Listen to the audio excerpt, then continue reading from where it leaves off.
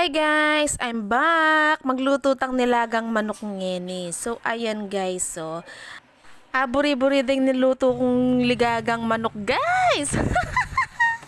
O ngeni guys, ayan. Lakota ng bula. Ne. Kabang pabukal tayong manok, syempre luluwaling bula-bula ngayon. Lakota mo kanyan yan guys. Amis ko ne.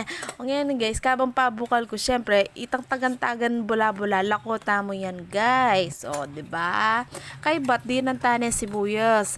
Meto ngayon kebit ko sibuyas guys, kasi makamaling sibuyas. Tsaka ako nagkebit ing saging sabo ampong asin. Naman. O, guys. 5:30 pa ni nga ba guys, magluto na ako guys. Kasi mag-araling pangane ko. Kay ba't guys, dininanta ng beef cubes tsaka paminta. Oo, kakalinguan ng paminta guys. So, kay ba't kibataning repolyo. Okay, ba't guys, kabukla na kanya yan guys. Ayan o. Diba? Ing repolyo, bagyata mo pabukal yan guys. Tsaka tana dinan nanungaos kanini. Nano kasi ta?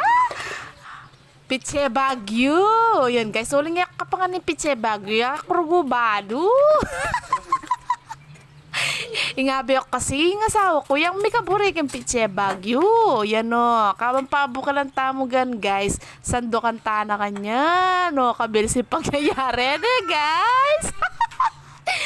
Pakanantana lang kanyan de magara lang po remago bro. Ayan guys. Luto na mga na. Thanks for watching.